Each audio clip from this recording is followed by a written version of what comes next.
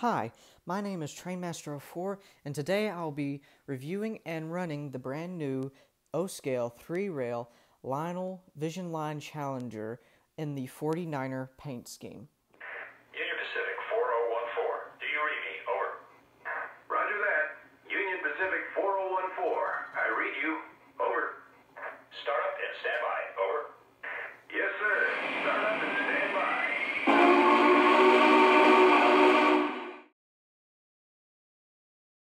Now let's start off with a little bit of history about the Challenger class as well as the 49'er paint scheme. Later on, I will then talk about the Lionel model itself.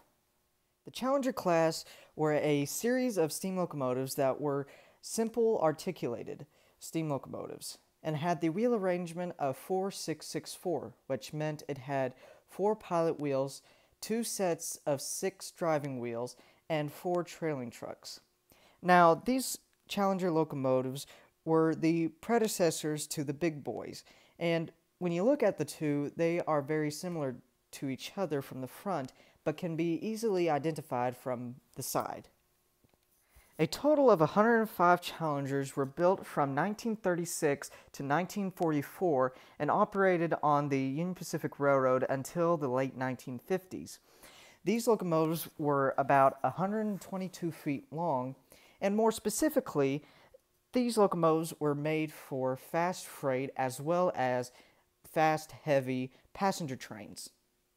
Finally, this locomotive number 3949 is actually a real road number. Now, it did not have the 49'er paint scheme, but the locomotive did exist. For example, this locomotive number was considered a 4664-5 class locomotive that was a sister to 19 other Challengers and were built in the Schenectady shops in 1944 and were retired in 1952 through 1960. So overall, these locomotives had a long haul. Now let's talk about some of the stats and facts and also a little bit of history about the Vision Line Challenger from Lionel Trains. This model of the Lionel Vision Line Challenger was recently released in the Volume 2 2018 catalog and was part of the front cover products of that year. This model runs on a minimum curve of 0.72 and also boasts the legacy control system as well as 2 dual speakers, 1 in the locomotive and 2 in the tender, as well as many more features that I'll cover later in this video. Also, take note that this locomotive is not the first time that Lionel has produced this locomotive, nor has it been the first in this size of the hobby. For example, around 2010-2011, when Lionel was getting into the Vision Line section of model trains, Lionel produced the Challenger then, and also introduced for the first time dual stereo speakers, in the sense of there being a speaker in the locomotive and a speaker or 2 speakers in the tender, making it where the sounds in the locomotive actually come out of the locomotive and not from the tender. In order for Lionel to do this, they used a wire connection between the tender and the locomotive so that the speakers can be simultaneously connected in a way. Now, the only issue with that is that it wasn't as simple and easy to use.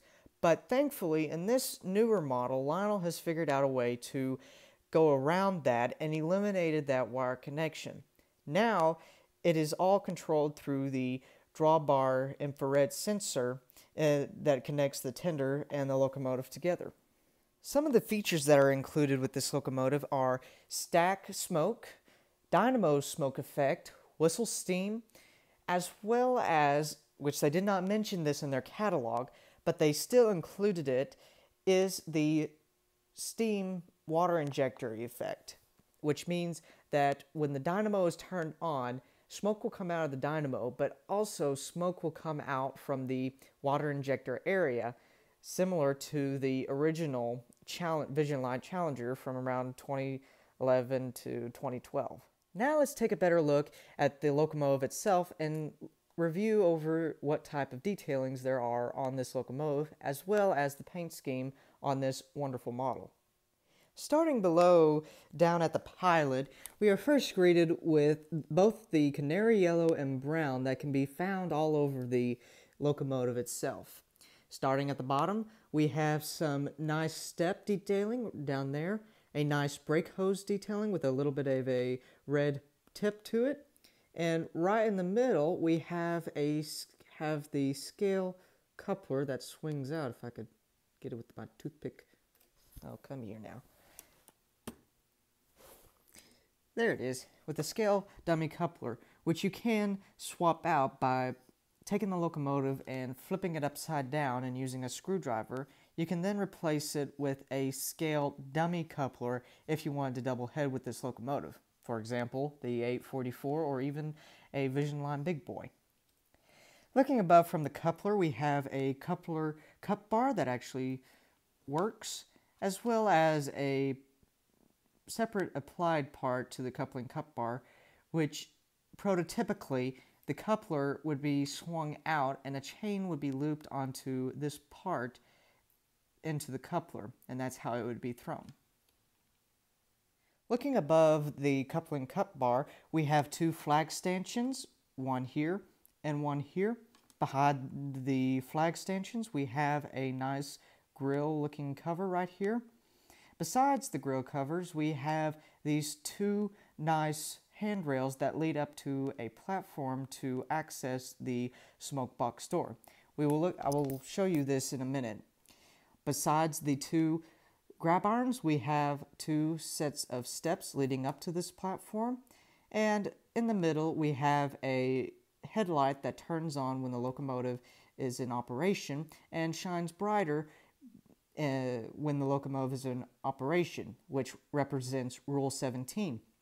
Besides the headlight, we have two illuminated number boards that do turn on when the locomotive is in operation. Looking above the headlamp, we again see the platform that services the smoke box and also the ends of both of the handrails that leads up to the platform. Above on the smoke box door, we have a blackened handrail, and underneath the handrail we have a Union Pacific shield, which is actually the Union Pacific shield for the Overland route. And it actually says on the shield, Union Pacific, the Overland route. So that's an actually nice touch, because the 49'er passenger train actually ran on the Overland route, which is from Chicago to Cheyenne, and then from Cheyenne to San Francisco. Looking above the handrails, we have two marker lights, and above the two marker lights we have two illuminated number boards, and finally in between we have a swinging bell. Now on this model, it has a swinging smoke box door. For example, there it goes. Swings right open, and inside we can see a few of the wires for the lights above, as well as some of the wires for the smoke units, which I will cover later in this video. Also on this locomotive, we can also see the beginning of two separately applied smoke deflectors. Looking down below, where the first set of cylinders as well as the first set of drivers, we can first see the one of four total cylinders right here. Beside it, we have one of two separately applied air compressors. Below the piston and air compressors, we can see the pilot trucks on this locomotive. And also, take note that they're actually white-walled, but instead of it being white paint, it is actually red-walled, so to speak. Past the cylinders and the pilot trucks, we get to see the first set of driving wheels and all the eccentric side rods and so forth, as well as some of the pipe work that is associated with this locomotive. Looking above, we again see the beginning of one of the smoke deflectors.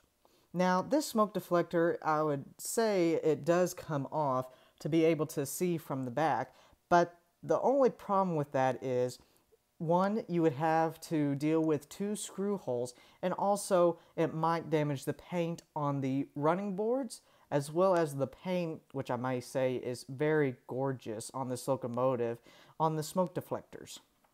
Past the smoke deflector and farther down on the boiler, we can first see that the paint scheme from the smoke deflector is mimicked onto the boiler itself, which gives it a streamlined feeling. Past the smoke deflector, we can see the beginning of the eccentric rod for the throttle, some pipe detailing, and some more molded in detailing along the boiler. Also, one of 2 of the sand domes on this locomotive, part of the steam dome, which I will cover all this when I show you the top view. Also, part of the grab iron that goes down the whole boiler. Finally, looking back down, here's the second set of cylinders, an air reservoir with some separately applied detailing around it. The reverser right here, which on both the Challengers and the big boys or 4000 classes, they had power reversers due to regulations as well as in order for this locomotive to operate properly. Finally, looking at the firebox and the rear set of drivers as well as the trailing trucks, we can first see some separately applied piping right here. Underneath it, some more separately applied piping pipework right there. The firebox grate, which on this locomotive it is equipped with the variable ash pan glow effect. Underneath that, we have a red knob, which is actually used to help move the ashes out of the ash pan, since this is a locomotive of great size. Underneath the ash pan, we have some more pipe work right here, a water injector detailing right here, which the water injection smoke effect actually comes out from this area. And underneath the firebox, we have the trailing truck, which has both separately applied and molded in detailing. And finally, the wheels are also red-walled or white-walled with red paint. Looking on top of the locomotive, we can first see the dual smokestack on top of the locomotive. Now, this locomotive is equipped with a single smoke unit, whereas on the Vision Line Big Boy, it had 2 separate smoke units for the stack. Behind the smokestack, we have some separately applied pipework going down the side of the smoke box, a hand-painted whistle, and also this locomotive has a smoking whistle. To fill both the smoking whistle and for the smokestack with smoke fluid, you just pour smoke fluid directly down the stack, and the reservoir in the smokestack smoke unit is also the same reservoir for the whistle. Looking behind the whistle, we have one of 2 sand domes, and on top of the sand dome, it has molded in detailing for some effect.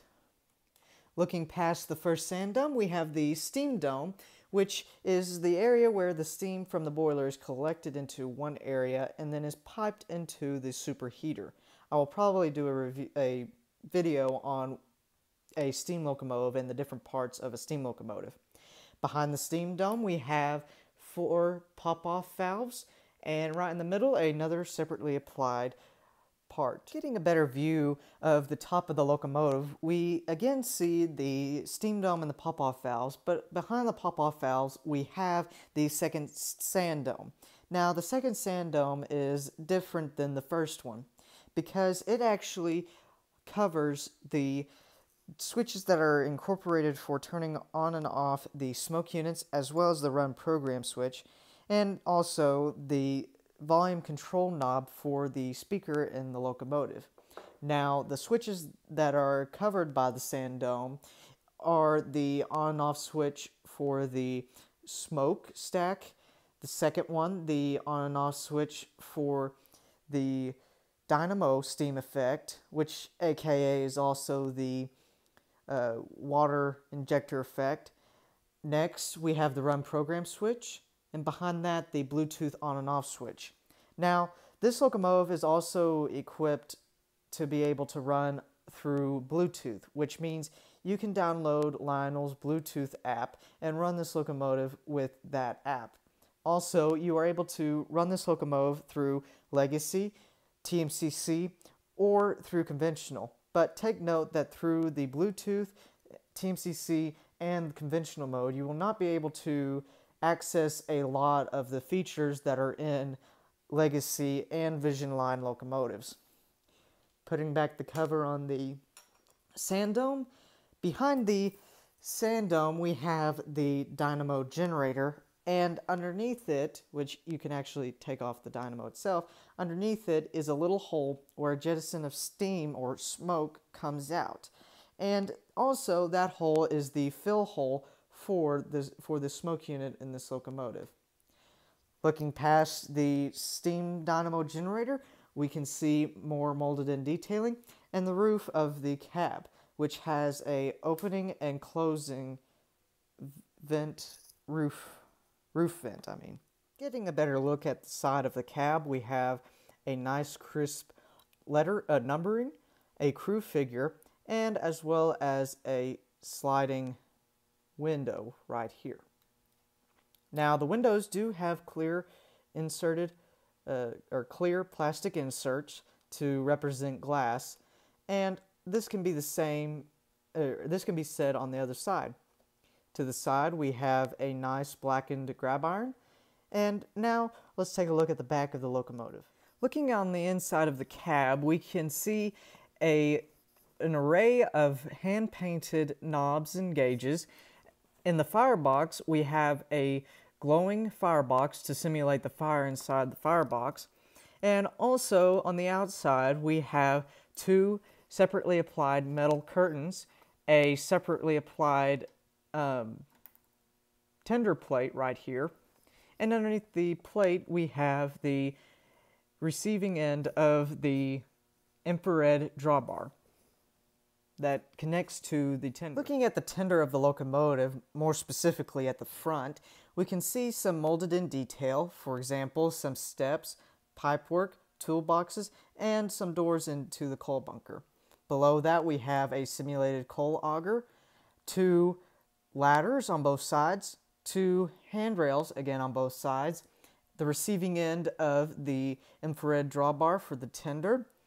On the side we have a legible builder's plate, the beautiful paint scheme which continues on, some pipe work, and some more toolboxes.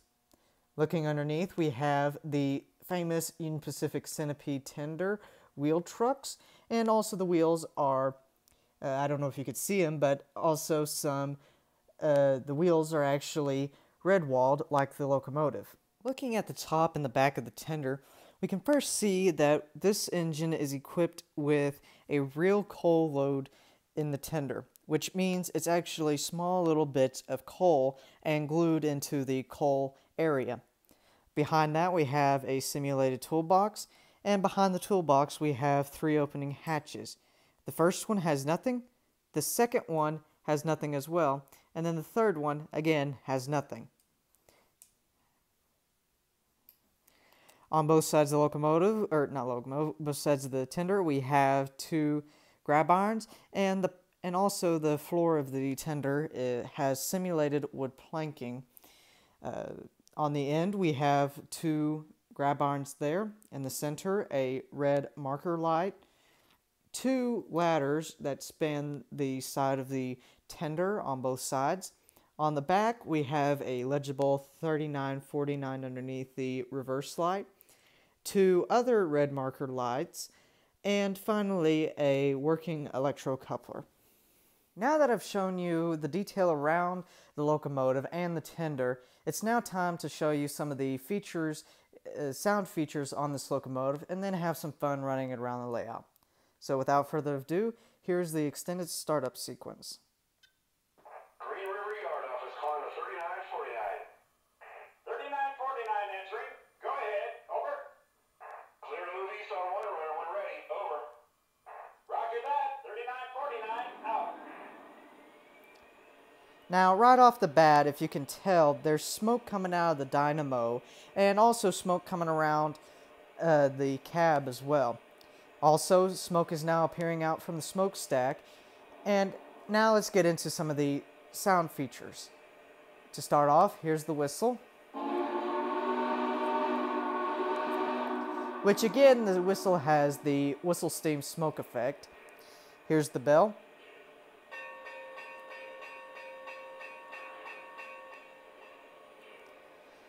Here is the blowdown sound.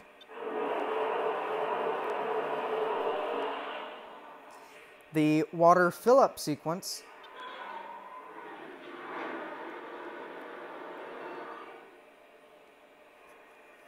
My water is full. Over. Copy that. Here is the tender coal fill-up sequence.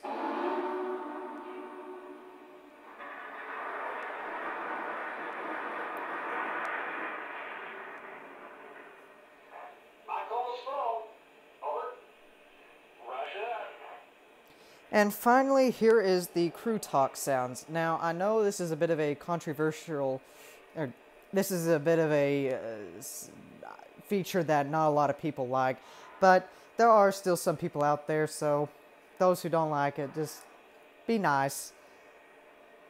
3949 at Green River. Are we clear to pull south? Over. Roger that. Your route is lined and locked. Have a safe run. Over. We're good to go. Thanks for the good move. Out. Green River Yard Office calling the 3949. We're waiting for a work extra to get in the clear. Hold for my signal. Over. Roger that. Hurry up and wait. 3949 out. Here's one more. 3949 to the block operator. We're still in the hole. What's the plan? Over. Your route is lined and locked. Have a safe run. Over. Clear to proceed. Out. Now that you've heard some of the features on this locomotive, it is now time to have some fun and run it around the layout. Now, before I get this locomotive running, I just wanted to tell you about the cars in this consist. Now, the 49'er really was a passenger train that had streamlined cars in the same paint scheme as the locomotive is in right now. But technically, I do not have any cars in my collection that would fit this paint scheme. So today I'll be running some freight cars behind it. Now, these freight cars are scale freight cars, and they are made by both Lionel and MTH. And to pull them, this locomotive has one large flywheel motor that powers both the front and rear drivers. So now I'm going to put this locomotive in sequence control, and I'll show you it running around the layout.